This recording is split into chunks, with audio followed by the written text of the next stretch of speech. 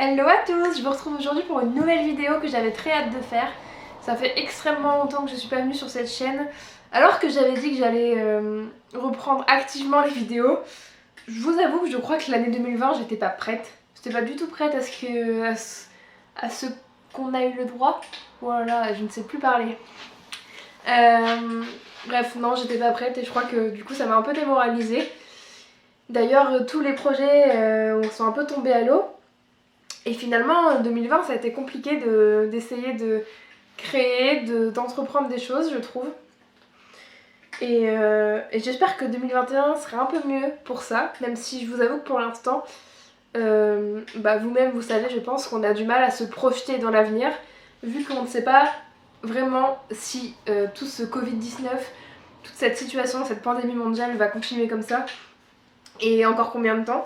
Donc c'est un peu compliqué, mais au-delà de ça, j'ai vécu des très bons moments en 2020.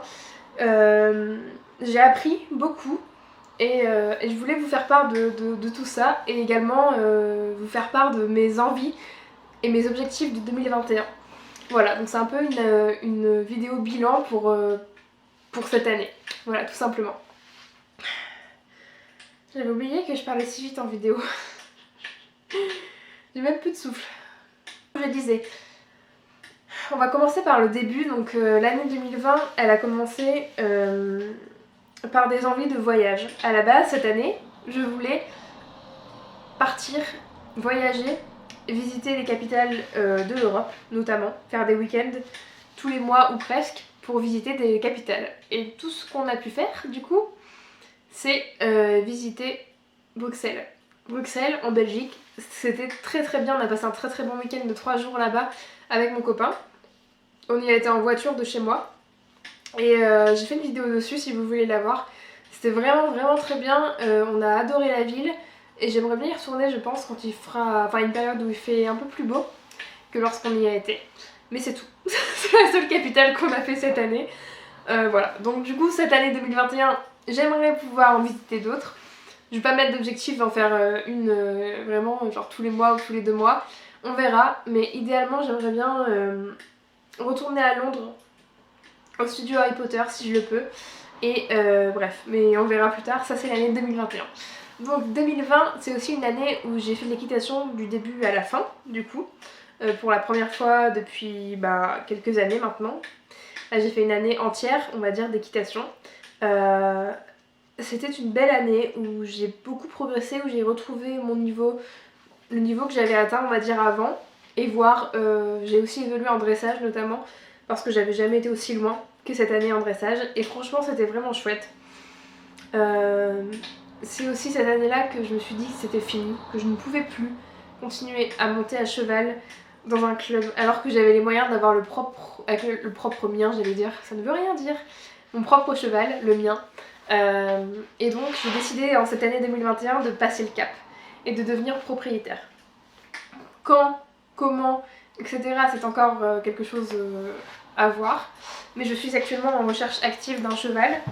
D'un loulou. Donc si vous voulez que je vous fasse une vidéo sur mes critères de recherche, je pense que ça peut être assez sympa. Bref, passons cela.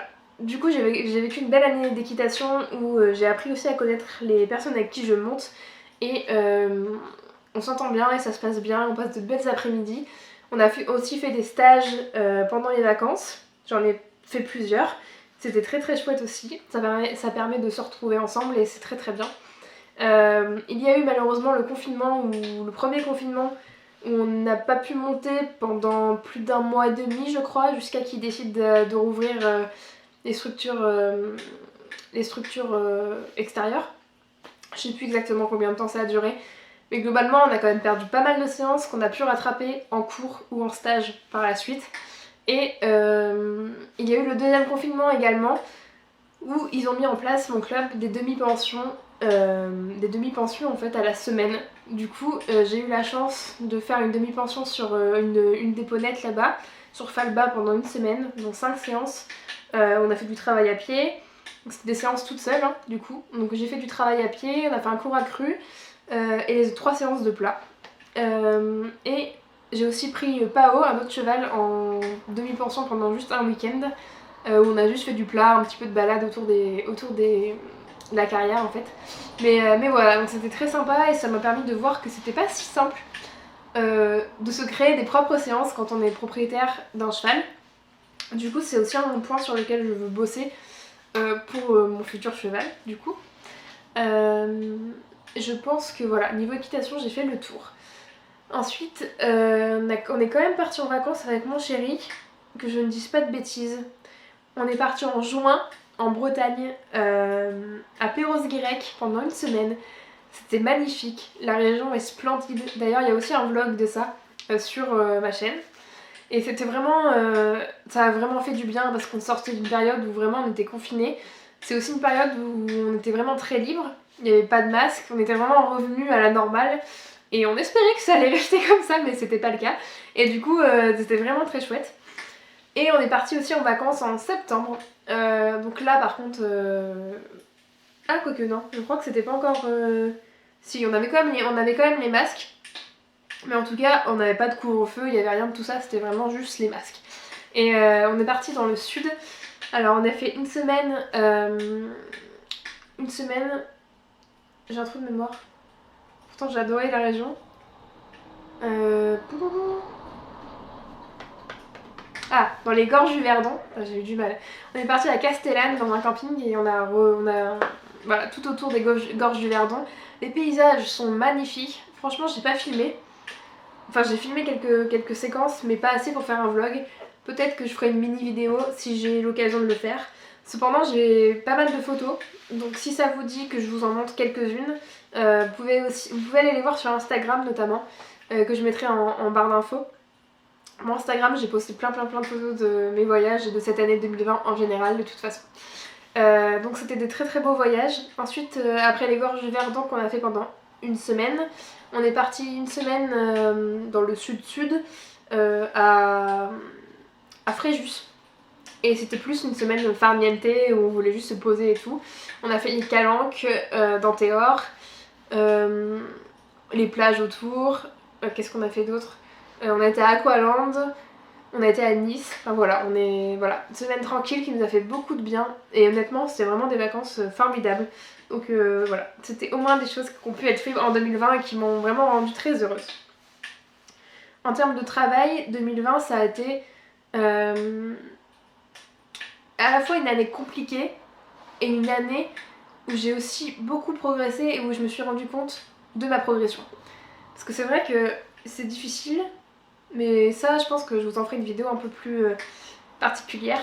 Mais c'est très difficile quand on commence à travailler et qu'on met beaucoup plus de temps que les autres et qu'on cherche beaucoup plus et qu'on a beaucoup besoin d'aide. Parce qu'on sait qu'à côté, les autres ils ont autre chose à faire et eux ils mettent genre 5 minutes à faire un truc que moi je vais mettre genre 20 minutes à le faire. Et au début c'est très compliqué de se dire mais oui, c'est normal, tu viens de commencer, tu peux pas être aussi fort, aussi compétent, aussi rapide que quelqu'un qui fait ça depuis des années. Mais c'est très dur de vraiment se le mettre en tête. Et je l'ai vraiment compris cette année. Pas dès le début de l'année, en plus vers la fin de l'année, milieu de l'année. Et je me suis rendu compte que c'est vrai, j'étais pas aussi compétente que les autres, j'étais pas aussi rapide, etc. Mais que c'était normal parce que c'était mon premier vrai métier, mon premier vrai travail, ma première vraie expérience. Et je pouvais pas être parfaite quoi. Pas parfaite dès le début, c'est pas possible, on n'est pas parfait. On fait des erreurs, on galère et c'est comme ça. J'ai quand même du coup signé mon CDI cette année, je ne sais même plus quand, je crois que c'était en mars, je dis pas de bêtises, mais il me semble que c'était en mars, c'était pratiquement sûr donc j'étais pas non plus étonnée, mais ça fait toujours plaisir d'avoir la signature sur le contrat et de se dire qu'on est quand même posé et en sécurité financière, donc ça c'était très chouette aussi. Je suis toujours dans mon appartement que j'avais en fin d'année 2019. Il est très bien pour une personne toute seule, franchement je me sens super bien. Après, on verra pour les projets 2021, mais ça risque de changer. D'ailleurs, je pense que je vais faire une deuxième vidéo pour l'année 2021, parce que l'année 2020 dure déjà assez longtemps, je trouve. Qu'est-ce que je voulais dire d'autre? En termes d'amitié, l'année 2021... l'année 2020... L'année 2020 a été spéciale, dans le sens où je me suis rendu compte que je n'avais plus beaucoup d'amis. Et que si je voulais voir des gens que j'aimais bien, c'était souvent moi qui faisais le pas, en fait. Pas que ce soit mal de le faire, mais je vous avoue que quand c'est tout le temps le cas, quand c'est tout le temps la même personne qui fait le pas vers l'autre, ben l'envie à force elle est plus là.